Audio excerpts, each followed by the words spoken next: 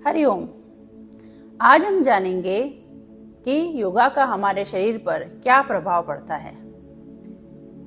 तैत्तिरीय उपनिषद के अनुसार हमारा शरीर के अस्तित्व को 5 भागों में विभाजित किया गया है। 5 भाग यानी कि यह माना जाता है कि हमारा जो शरीर है, हमारी पर्सनैलिटी है, वो 5 लेवल्स पर डिवाइडेड है।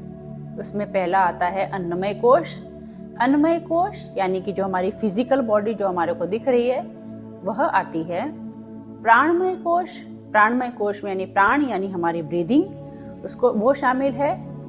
और इसके बाद आता है मनोमय कोश। मनोमय कोश में हमारा मन से संबंधित विचार, यह सब शामिल है। विज्ञानमय कोश, विज्ञानमय कोश के अंदर जो हमारी बुद्धि, स्किल, तार्किक क्षमता, यह सब शामिल है। और 5th है आनंदमय कोश। आनंदमय कोश में हमारा एक स्पिरिचुअल लेवल पर जब हम पहुंचते हैं और उसमें जो हमें आनंद की प्राप्ति होती है वह आता है। तो सबसे पहले हम जानेंगे अन्नमय कोश क्या है। अन्नमय कोश जो हमारा फिजिकल बॉडी जो हमारे को दिख रही है, वो जो है हमारे जो हम जिस तरीके से खाना खाते हैं उस अनुसार हमारा शरीर बनता है। तो इसमें आहार पे ज्यादा महत्व दिया गया है, आसन व्यायाम पे ज्यादा महत्व दिया गया है। सात्विक, सीमित और संतुलित हमें आहार करना चाहिए और नियमित हमें आसन और व्यायाम करना चाहिए। इसके बाद सेकंड आता है हमारा प्राणमय कोश। प्राणमय कोश यानी ब्रीदिंग। अब ब्रीदिंग का हमारे बॉडी पर कैसे इफेक्ट करता है, तो आपने देखा होगा जब हम कभी गुस्से में होते हैं तो हमारा ब्रीदिंग पैटर्न बिल्कुल डिफरेंट हो जाता है, एकदम से फास्ट होने लग जाती है ब्रीदिंग। ऐसे ही अगर हम कभी किसी अचानक से सामने कोई जंगली जानवर आए तो हम एकदम से देख के घबरा जाते हैं, तब आप अपना ब्रीदिंग जो है नॉर्मल ब्रीदिंग नहीं रहती, हमारा ब्रीदिंग पैटर्न फिर से चेंज हो जाता है। आप कभी खुशी में देखिए, खुश होंगे तब आपका ब्रीदिंग पैटर्न बिल्कुल डिफरेंट होगा। इस प्रकार से अगर हम कभी स्ट्रेस में होंगे, स्ट्रेस में आप देखिए आपका जो है बिल्कुल से आपका ब्रीदिंग पैटर्न डिफरेंट है। तो इसका मतलब ये हुआ कि हम अगर जिस प्रकार से हमारा मन जो है वह जैसा सोच रहा है या हमारा मूड जिस तरीके का है उस अकॉर्डिंग हमारी ब्रीदिंग हुई। तो अब मैं इसको रिवर्स करूं।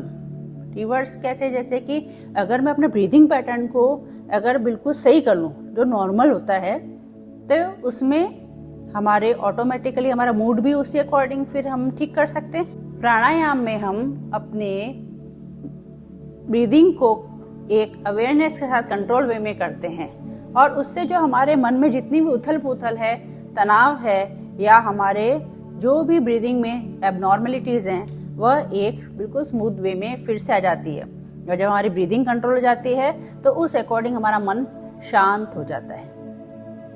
थर्ड आता है मनोमय कोश।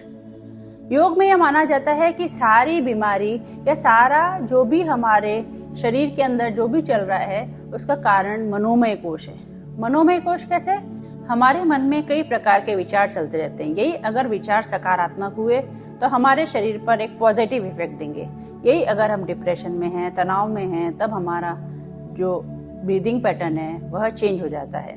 ब्रीदिंग पैटर्न चेंज हुआ तो उसका प्रभाव हमारे अन्नमय कोश पे पड़ता है। आपने देखा होगा जब आपका मूड खराब होता है तब आपके खाने की इच्छा खत्म हो जाती है, आप खाएंगे तो भी जबरदस्ती खाएंगे, और जब आप खुश होते हैं तब आप खाने को बहुत एंजॉय करके, स्वाद लेकर के खाते हैं। तो इसका मतलब क्या हुआ? इसका मतलब ये हुआ कि अगर हमारा मनोमय कोश अच्छा है तो हमारा प्राणमय कोश और अन्नमय कोश ऑटोमेटिकली अच्छा है। तो हमें मनोमय कोश जो है रूट कॉज है। तो हमारे मन को किस तरीके से करा जाए? मन को प्राणायाम से हम कंट्रोल कर सकते हैं। तो मन अगर कंट्रोल में हो गया, मन अगर शांत हो गया, तो ऑटोमेटिकली हमारा जो हमारी बॉडी के ऊपर, फिजिकल बॉडी के ऊपर उसका प्रभाव देखने को मिलेगा। 4th आता है विज्ञानमय कोश। विज्ञानमय कोश में हमारी स्किल्स आती है, लर्निंग स्किल, स्टडी, हम जो थिंकिंग करते हैं, बुद्धि के जो भी बुद्धि का काम होता है वह सब हमारा विज्ञानमय कोश से संबंधित है, जो कि हमें सही गलत का निर्णय लेने में मदद करता है। और 5वां आता है आनंदमय कोश। आनंदमय कोश यानी कि पूरा मन जो है आनंदमय हो जाना। योगी लोग पुराने जमाने में जो मेडिटेशन करते थे घंटों घंटों, तो उस एक ऐसे स्पिरिचुअल लेवल पे पहुंच जाते थे जहां उनको अंदर से एक अलग ही आनंद महसूस होता था।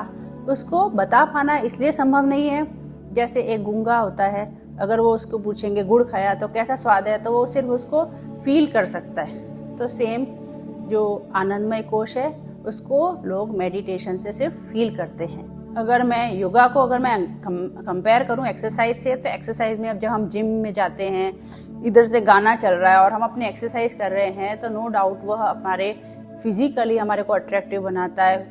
6 पैक्स और मसल्स और ये सब आपको ऊपर से अच्छे दिखते हैं। बट अगर योगा की बात आती है तो योगा का सीधा कोऑर्डिनेशन माइंड के साथ होता है, मतलब माइंड और बॉडी का कोऑर्डिनेशन होता है। जब हम योगा करते हैं तो हम उस फील के साथ करते हैं, और जब हम किसी भी चीज को फील के साथ करते हैं तो हमारी बॉडी पे इफेक्ट डालती है। अगर आप देखेंगे क्लास में, अगर आपकी मैम आपको भले ही चाहे कितने अच्छी तरीके से लेसन समझा रही हो, बट अगर आपका ध्यान बाहर की तरफ है तो आप उस लेसन को अच्छे से समझ ही नहीं सकते। ठीक यही बात योगा पर लागू होती है। जब योगा को हम मैकेनिकली नहीं, मन से फील करके जब हम करते हैं तो उसका बॉडी पर इतना अच्छा इफेक्ट पड़ता है, और उसी कारण जो है कई तरह की जो बीमारियों में भी योगा बहुत ही एज ए प्रिवेंटिव मेजर बहुत अच्छा वर्क करता है। इसलिए हमारे को योग का नियमित अभ्यास जरूर करना चाहिए। धन्यवाद।